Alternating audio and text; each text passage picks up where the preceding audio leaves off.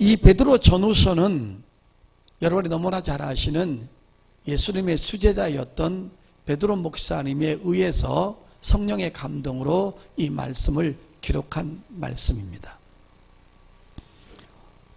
베드로 목사님은 예수님을 만난 후에 한 3년 조금 넘도록 예수님과 함께 활동을 했습니다.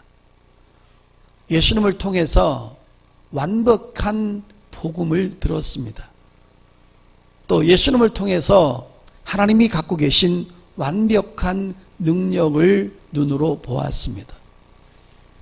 그리고 하나님께서 인간을 어느 정도로 사랑하시는지, 하나님이 인간을 사랑하시는 그 사랑의 모습도 예수님을 통해서 베드로 목사님은 충분히 느끼면서 3년 동안을 예수님과 함께 동고동락을 한 귀한 목사님이십니다. 결국은 마지막에는 십자가에서 거꾸로 매달려 죽으면서까지 복음을 전하셨던 귀한 목사님이셨습니다. 근데 우리 베드로 목사님이 이 성경을 기록함에 있어서 3년 반 동안 예수님과 함께 일을 하셨는데, 주의 일을 하셨는데, 우리 주님이 어떤 사람에게 은혜를 주시고, 어떤 사람이 주님 앞에 왔을 때 주님으로부터 큰 은혜를 받았는가에 대한 아주 중요한 문제를 오늘 본문에서 다루고 있습니다. 주님 앞에 온다고 다 치료받고 은혜받고 구원받고 제삼받은 것은 아니라는 것입니다.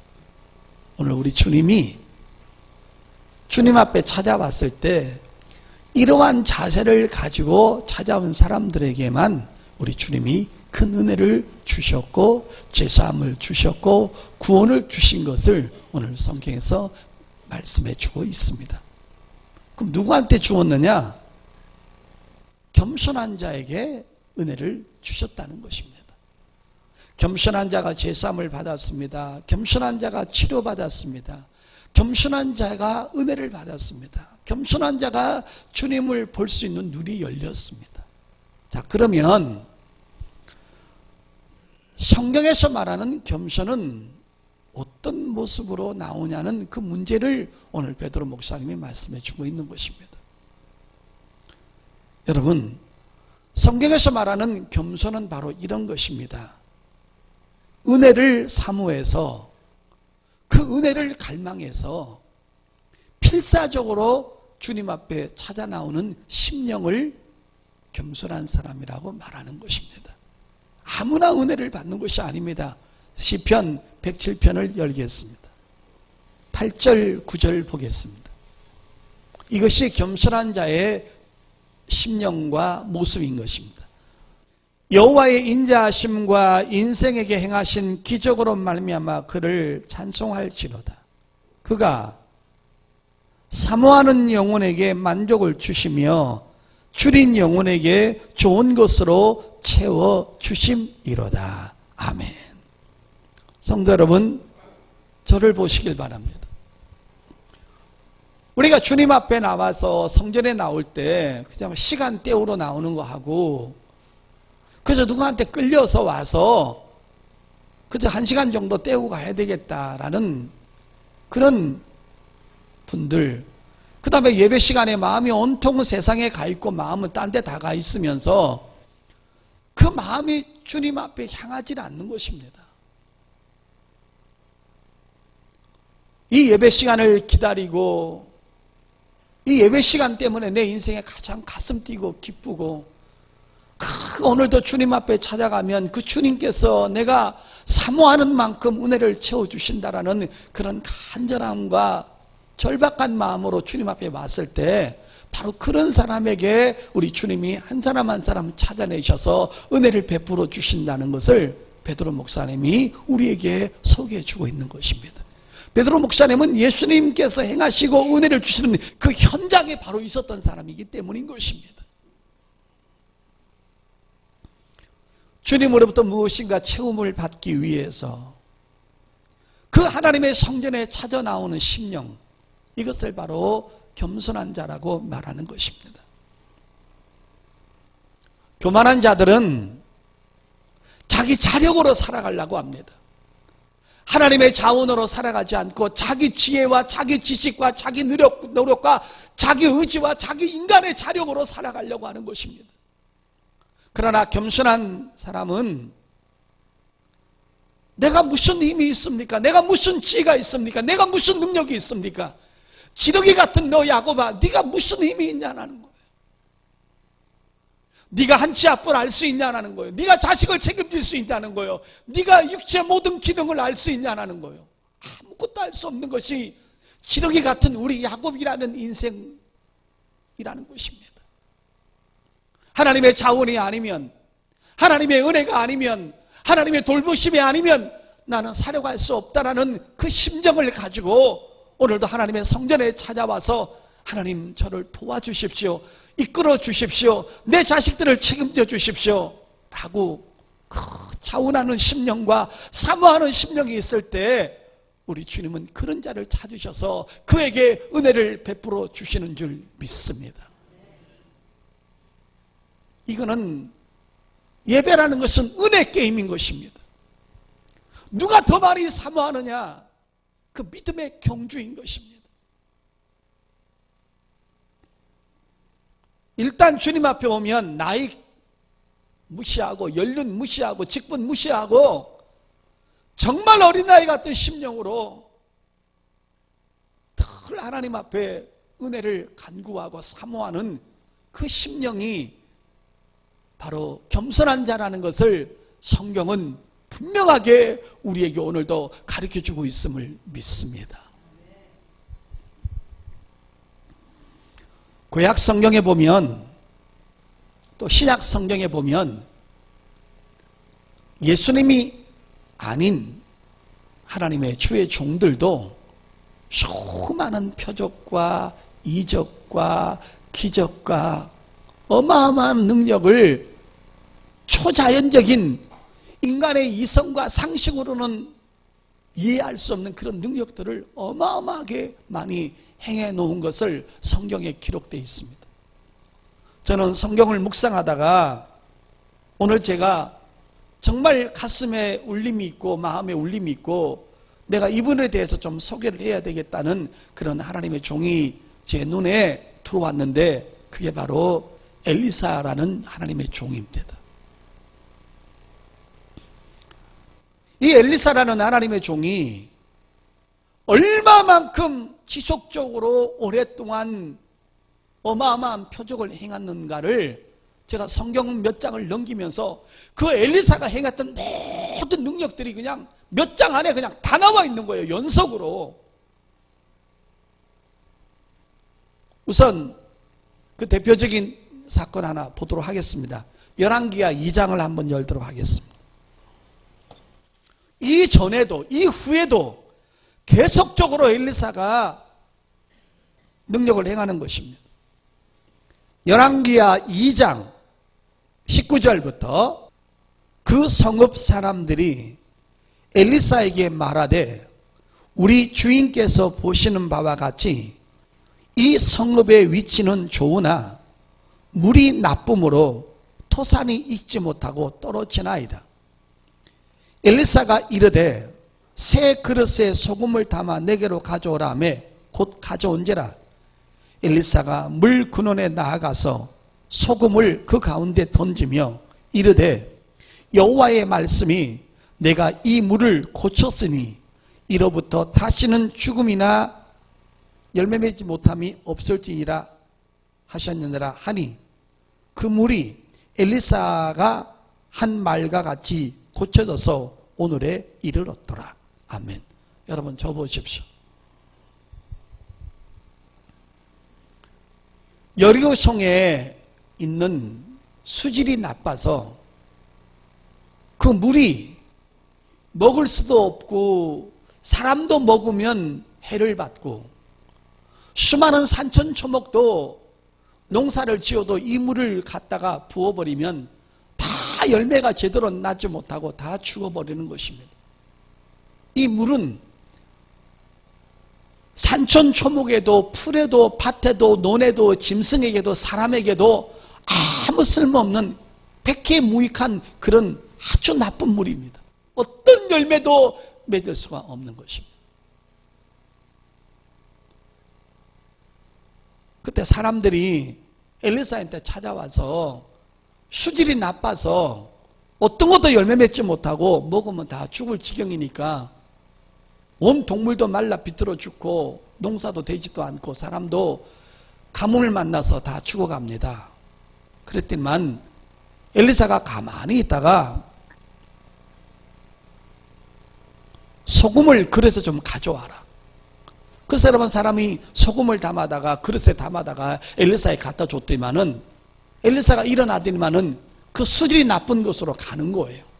가서 그 수질이 나쁜 곳에 그릇에 있는 소금을 손으로 들어가지고 갖다 뿌리면서 여호와의 말씀을 내가 전할 테니까 이 소금이 물에 딱 떨어지는 순간부터 지금부터는 이 물이 영양가치가 있고 미네랄이 있고 아름다운 물이 되어서 동물들이나 사람들이 먹으면 큰 도움이 되고 힘이 되어지는 생수로 변할 줄 알아가 그 여러분 소금을 갖다 뿌렸더니만은 엘리사가 말한 그대로 소금이 떨어지는 그 순간부터 물이 완전히 아름다운 물로 좋은 물로 바뀌어져서 그 물을 먹는 자마다 해가를 얻고 큰 영향을 얻었다라는 내용을 오늘 본문에서 소개해 주고 있습니다.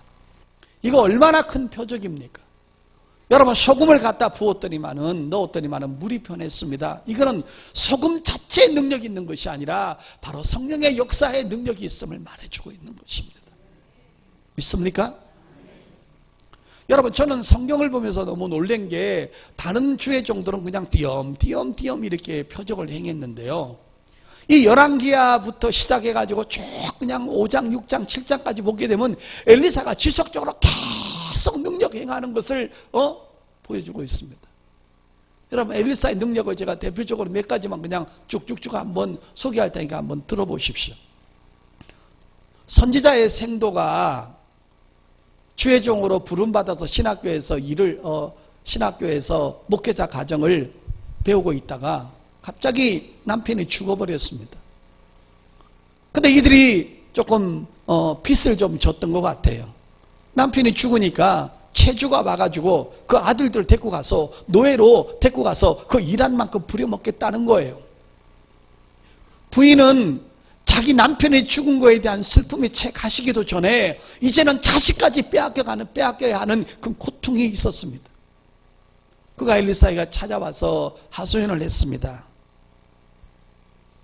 그때 엘리사가 집안에 그릇을 다 갖다 놓고 너희 집에 있는 조그만 기름 가지고 거기다 부으라고 그랬어요.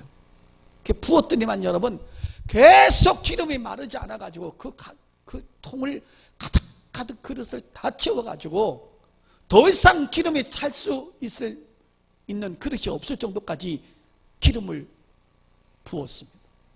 그때 그거 팔아가지고 그 빚 갖고 너희들 생활하라 그랬습니다. 여러분 소금을 던졌더니만은 물이 변하질 않나, 기름을 부었더니만 기름이 마르지 않고 계속 나오질 않나. 이런 능력은 성경에서만 있기 때문에 이것을 믿음으로 받아들이자면 전부 다 성경은 사기라는 것입니다. 오늘 여러분 집에서 수질이 나쁜 구중물에다가 소금을 딱 집어 던져놓고 깨끗해서 한번 해보세요. 되나 안 되나? 안 그래도 더러운 데가 더럽게 짜가지고 더 못 먹습니다. 여러분 슈넴 여자가 아이가 죽었습니다. 내 머리야 엄마 머리 아파 하다가 엄마 무릎에 앉았다가 애 죽었습니다. 그걸 다락방에 눕혀놓고 이 여자가 엘리사를 찾아가서 내 아들 죽었다고 하니까 엘리사가 와서 문 닫고 다 들어간 다음에 있는 다음에 그 아이에게 입을 맞추고 코는 코를 맞추고 그렇게 해서 여러분 얘기를 했지만은 하나님의 능력으로 말미암아 여호와의 엘리사에 나오는 입의 기운과 코의 기운과 그 말씀을 받아먹고 여러분 죽었던 아이가 더 벌떡 살아나는 역사가 있었습니다. 이게 얼마나 기가 막힌 일들입니까? 어느 날 복음을 전하고 베들레 내려오는데 젊은 청년들 아이들이 엘리사가 조금 이 머리가 조금 많지 않고 숱이 많지 않고 머리가 조금 이렇게 숱이 작았던 것 같아요. 이 아이들이 대머리야 하늘로 올라가라 네 병이나 고치라고 막 욕을 하고 저주를 퍼부었더니만은 엘리사가 화가 나서 뒤를 돌아보면서 뭐라고 얘기했는지 갑자기 숯불에서 앙금 둘이 나와가지고 엘리사를 저주한 그 아이들 42명을 다 죽였습니다. 나는 그런 능력이 없는 것에 대해서 너무 감사합니다. 오늘도 누가 나에 대해서 뭐라고 하면 앙금 불러서 문제가 심각한 일이 발생이 되는 것입니다. 나는 그런 능력이 없는 것에 대해서 너무 감사합니다. 나는 내 감기도 못 고칩니다. 머리가 아프면 나는 내 머리 안수해도 잘 안 나요. 사리도 먹어야지. 근데 이렇게 능력이 없는데도 여러분, 제가 부흥에 나가서 저를 사모하면, 제가 안수를 하면 많은 사람이 병자가 낫는가 하면 이런 것들은 다 하나님의 능력인지를 믿습니다. 그게 내 능력이 아니기 때문에 내가 단돈 5만 원도 받을 수가 없는 것입니다.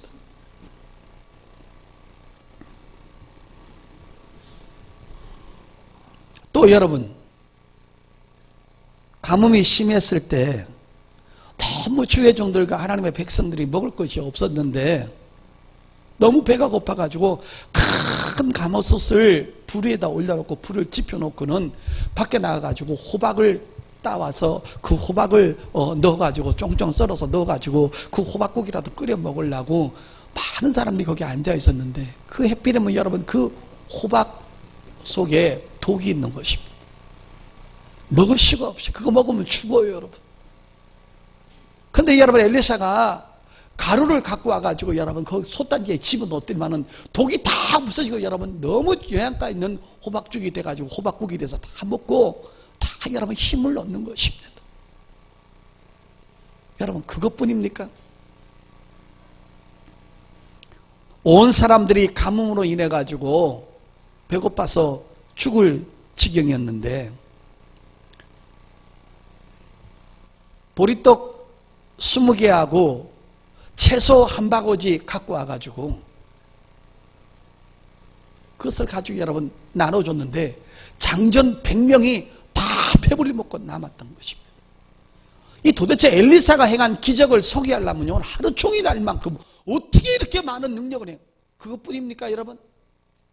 어떤 사람이 여러분 도끼를 빌려와가지고 나무를 캐는데 도끼자루에서 도끼자루가 휙 날아가지고 강물에 빠졌습니다. 그것도 지 도끼도 아니고 남한테 빌려온 것입니다. 엘리사한테 찾아와서 종이시여 도끼자루가 없어졌습니다. 하여간 이 구약의 주의 종들은요 별일을 다 해결하는 거예요. 여러분, 저는 절대 그런 능력이 없습니다. 나한테는 그렇게 찾아오면 안 됩니다. 도끼자루 잊어버린 여러분 스스로가 철무집에 사서 해결해야지 그런 건 나한테 갖고 오면 안 됩니다. 여러분,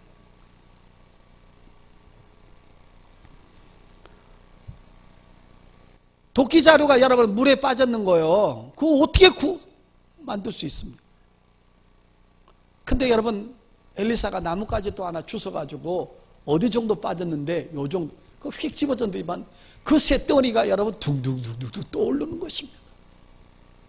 이런 말씀을 여러분 믿음으로 받아들이지 않으면 어떻게 이런 말씀이 은혜가 되냐 이 말이에요. 성경에서 여러분 이런 사건들을 많이 기록해 놓은 것은 뭐냐면 하나님의 능력이, 하나님의 실력이 대단하다는 것을 보이려고 하는 것입니다. 그 하나님을 우리가 믿고 따라가는 것입니다. 할렐루야.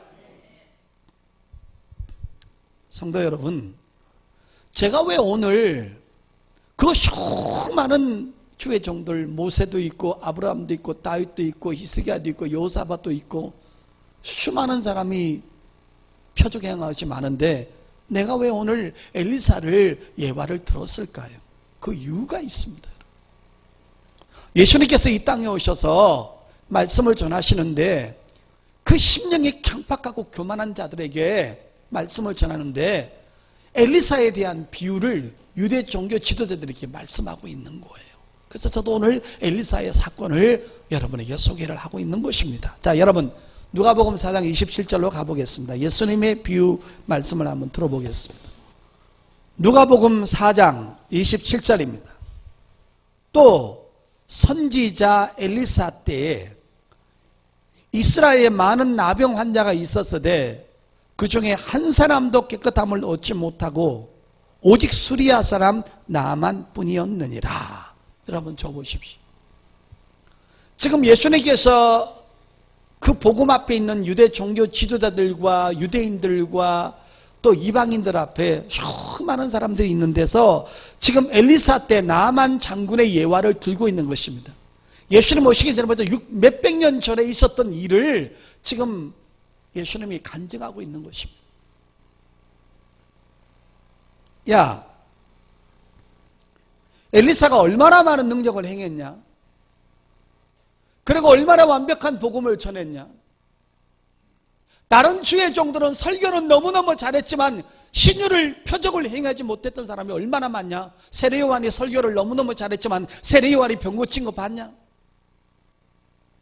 근데 엘리사는 복음과 함께 표적과 함께 신유와 함께 이적과 함께 수많은 복음을 전했을 때 그 당시에 수많은 나병 환자들이 있었는데 오직 치료받은 사람 딱 한 사람 나만 하나밖에 더 있느냐. 그 은혜 받은 사람이 그렇게 많지 않다라는 거예요. 여러분이 왜 소중하고 귀한 분들입니까? 세상에 75억 인구 가운데 우리가 구원받고 은혜 받는 사람이 지금 하나님 앞에 예배드리고 있는 곳입니다. 할렐루야. 그러면서 지금 예수님께서 엘리사 때 일어났던 나만 장군에 대해서 간증을 하고 계신 것입니다. 성도 여러분, 예수님께서는, 우리 하나님께서는 유대인이냐 종교 지도자들이냐 이방인이냐 그거를 절대로 따지지 않습니다. 정말 복음을 사모하고 이 마음의 심령에서 주님으로 하여금 무엇인가를 체험을 잊기 위해서 간절하고 갈망한 사람이 나타나면 누구든지 그에게 은혜를 주시는 것입니다. 믿습니까? 여러분, 혈류증 여인은 유대인이었어요. 12년 동안 고통을 당했지만 그가 예수님의 소문을 듣고 내가 그분의 옷자락에만 손을 건져도 구원을 얻을 것이라는 그런 간절한 마음을 갖고 왔을 때 네 믿음대로 되라 하면서 그가 고침을 받았어요. 이방인도 마찬가지였어요. 누구든 간에 사모하는 마음으로 오면 절대로 그분은 차별을 주지 않았다는 것을 꼭 기억하시길 바랍니다. 여러분, 직분이 장로든 집사든 사모든 권사든 누군간에 오늘도 이 시간에 주님이 은혜 주시는 사람은 연륜을 따지는 사람이 아니고 나이를 따지는 것이 아니고 출신 가문을 따지는 것이 아니라 오늘도 이 심령이 마음을 열어서 주여 내게 은혜를 주십시오. 나는 그 은혜를 갈망해서 이 성전에 왔습니다. 그 신앙 고백을 주님은 듣고 싶어 하시는 거예요. 아멘. 오늘 처음 나온 사람이라고 해서 야 너는 몇 달 동안 타락했다가 몇 년 있다가 타락했기 때문에 너한테 은혜를 줄 수가 없어가 아니라 이 시간도 사모하는 심령이 있으면 그 사람들에게 은혜를 주신다는 것입니다.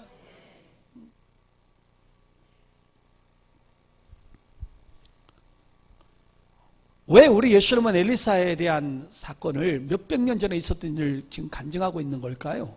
나아만은 이방인입니다. 그는 아람 나라의 군대 장관인데 사실 이스라엘 민족에게 있어서는 이 아람 나라가 원수 같은 존재였습니다.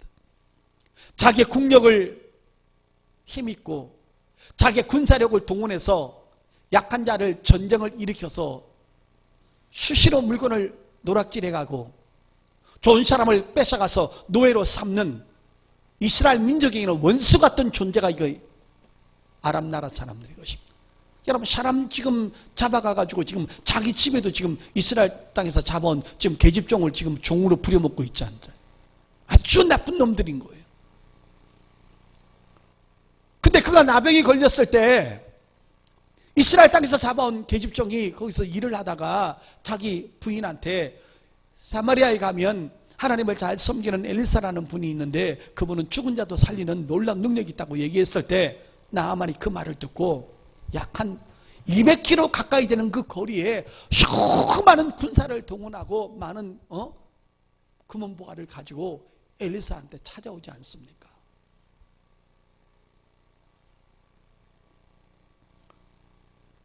원수 같은 사람도 은혜를 사모하고 엘리사를 찾아오니까 엘리사가 야 너는 평상시에 우리나라를 괴롭히고 지금 현재도 우리나라 사람을 잡아가서 노예로 부려먹고 있고 팔아먹고 있고 그 다음에 이스라엘 땅 잡아온 계집종도 네 집에서 일하고 있는데 너 같은 사람한테 은혜 줄 수 없다고 말한 것이 아니었습니다. 게하시를 통해서 요단강물에 가서 7번 물에 잠그라고 했을 때 큰 은혜를 사모하는 마음으로 자기는 나만 장군으로 온 것이 아니라 환자로 왔기 때문에 의사의 처방에 물에 들어가라고 했으면 들어간 것입니다. 그 들어가서 7번 들어가니까는 깨끗하게 고침을 받은 것입니다. 아니 이 고침을 받았다고 해도 아멘을 안 하시면 언제 아멘을 하시려고? 할렐루야. 하늘에서 벼락이 떨어져야 아멘을 하신가?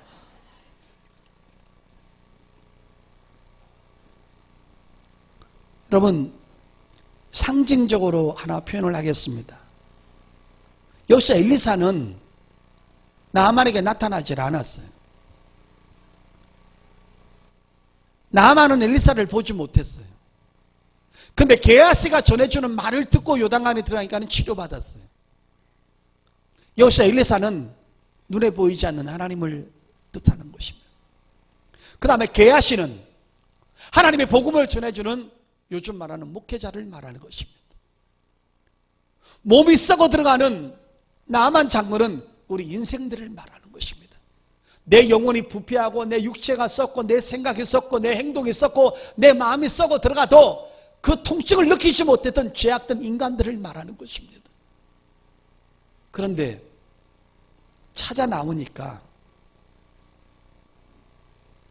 그에게 은혜를 주시는 것입니다. 오늘도 여러분 하나님은 비형성 비물질이 눈에 보이지 않습니다. 근데 교회 찾아 나오면 오늘도 주의 종들이 오늘도 성경 말씀을 증거하며 하나님의 능력을 증거하며 하나님의 말씀을 늘 증거하면서 하나님의 능력과 하나님의 복음을 전하고 있을 때 그 복음을 듣고 여러분이 마음문을 열고 오늘도 상한 심령으로 사모하는 심령으로 교회에 찾아 나와서 은혜를 갈망하면 그 갈망하는 심령 속에 하나님은 은혜를 부어주시고 치료를 부어주시고 우리에게 큰 축복을 부어주시는 줄 믿습니다. 세월이 아무리 지나도 마지막까지 오늘도 주님이 찾고 있는 심령, 내가 찾고 있는 심령은 상한 심령이라. 오늘도 하나님 앞에 은혜를 구하고 회복을 구하고 치료를 구하고 무엇인가 도움을 구하면서 간절한 마음으로 주님 성전에 찾아 나오는 그 사람이 바로 하나님 앞에 겸손한 사람이라는 것입니다.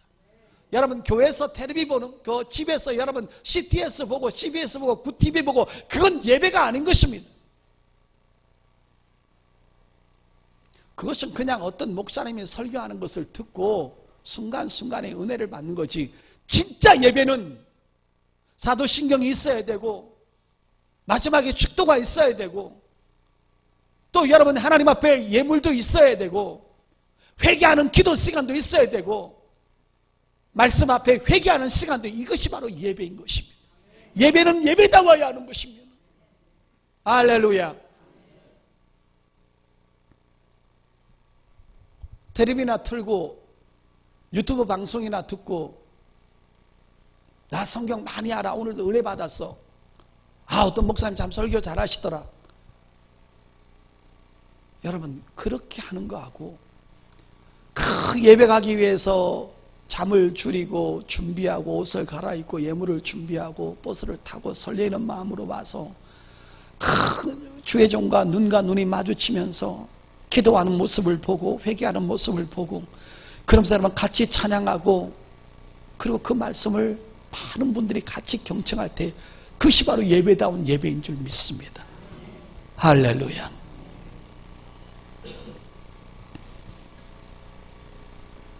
오늘 말씀을 종합 한번 해보겠습니다.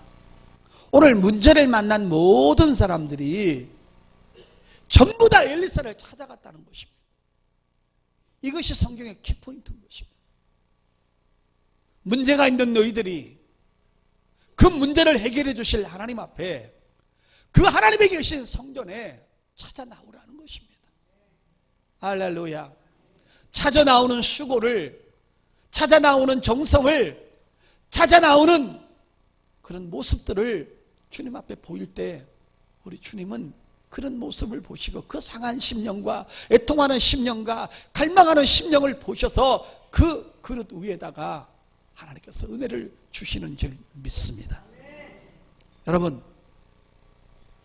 예수님 당시 때 예수님에게 은혜 받은 사람들이 진짜 어떤 사람인가 한번 보도록 하겠습니다. 마태복음 15장입니다. 29절에서 31절입니다. 예수께서 거기서 떠나사 갈릴리 호숫가에 이르러 산에 올라가 거기 앉으시니, 예수님이 산에 올라가 앉으셨어요. 복음 전하려고. 너무 많은 사람들이 오니까. 큰 무리가 다리 저는 사람과 장애인과 맹인과 말 못하는 사람과 기타 여럿을 데리고 와서, 자 보세요, 예수의 발 앞에 앉힘에 고쳐주시니. 자, 다 찾아 나왔다는 거예요. 업고 틀쳐 업고 메고 끌고 전부 다 예수 앞에 왔다는 거예요. 31절에 말 못하는 사람이 말하고 장애인이 온전하게 되고 다리 저는 사람이 걸으며 맹인이 보는 것을 무리가 보고 놀랍게 여겨 이스라엘의 하나님께 영광을 돌리니라. 아멘. 성도 여러분, 우리 예수님은 이 우주 전체의 신방으로 오셨는데 제일 먼저 어디에 먼저 오시냐면 교회에 먼저 오신 것입니다. 오늘도 성령의 모든 역사는 지금 교회 위에서 일어나고 있음을 믿으시길 바랍니다. 할렐루야. 이 교회라는 건물이 세상 사람들이 볼 때는 그 하찮은 것 같지만 아무리 금은 보석으로 대리석으로 지었다 할지라도 거기에는 신앙 고백을 하는, 예수를 구세주로 영접하는 사람이 없으면 그거는 건물에 불과한 것이, 거긴 절대 하나님의 성령의 역사가 나타나지 않습니다. 그러나 교회는 천막이 되었던, 큰 교회가 되었던, 작은 교회가 되었던, 여러분, 이 교회는 복음이 증거되는 곳이고 하나님을 향해서 기도가 울려지는 곳이고 하나님을 향해서 찬양하는 곳이기 때문에 이 교회 위에서만 성령의 뜨거운 역사가 쉬지 않고 일어나고 있음을 믿으시길 바랍니다. 그래서 여러분, 오늘 여러분 말세 때가 되면 모이기를 폐하고 그 다음에 무교회주의자들이 많이 나타나서 온갖 비진리를 가지고 인생을 타락시키는 것입니다. 꼭 교회만 가야 은혜가 받냐? 집에서 텔레비 켜놓고 극동방송 켜놓고 조용히 묵상 기도해도 하나님이 듣지 않느냐? 물론 그것도 하나님께서 집에서 기도하는 것도 들으시죠. 그러나 여러분, 진정한 예배가 예배답게 흘러가는 것은 하나님의 교회에서 같이 기도하고 같이 은혜를 사모하고 합심으로 기도할 때 성령의 더 큰 역사가 이 교회를 통해서, 강대상을 통해서 흘러가는 줄 믿습니다. 성경은 뭐라고 그랬습니까? 너희가 내 이름으로 두세 사람이 모인 곳에 나도 함께 하겠다는 것입니다. 사람이 더 많으면 많을수록, 사모하는 심령이 더 많으면 많을수록, 갈망하는 사람이 더 많으면 많을수록, 기도하는 사람이 많으면 많을수록 성령의 역사는 더 폭발적으로 나타나는 줄 믿습니다. 자꾸 시간만 나면 하나님의 성전에 와야 하는 것입니다. 성도 여러분, 사람들이 너무 바빠가지고 주일날 딱 한 번만 교회 나오고, 그리고 여러분 더 이상 주의 은혜를 갈망하지 않는 사람이 세상이 너무 편리하다 보니까 너무 많은 것입니다. 여러분, 생선 가게 갔다 오면 생선 냄새가 몸에 배고, 향수집에 갔다 오면 향수 냄새가 내 몸에 배지만 하나님의 성전에 와서 계속 찬양하고 예배하면은 하나님의 성전에서는 하나님의 기적과 하나님의 은혜와 하나님의 능력이 우리 영혼 속에, 우리 마음 속에, 우리 몸 속에 묻어져 나가는 줄 믿습니다. 할렐루야.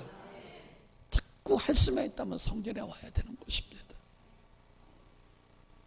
그래서 여러분, 제가 부흥회를 가서 어떨 때는 7번을 설교하고 어떨 때는 10번을 설교하면 어떤 분들은 죽기 살기로 그 10번을 다 나오고 7번을 다 나와서 계속 성전에 와서 부르짖고 찬양하고 기도하는 순간에 하나님의 역사가 그래서 많이 나타나는 것입니다. 할렐루야. 성경 끝으로 하나만 찾겠습니다. 시편 9편 10절입니다. 여호와여, 주의 이름을 아는 자는 주를 의지하오리니 이는 주를 찾는 자들을 버리지 아니하심이니이다. 아멘. 절대로 하나님은 갈망하고 주를 찾아 나온 사람을 절대로 버리지 않고 외면하지 않습니다. 오늘도 하나님은 베드로 목사님을 통해서 우리에게 말씀하십니다. 하나님은 아무에게나 은혜를 주는 것이 아니라 겸손한 자에게 은혜를 주십니다.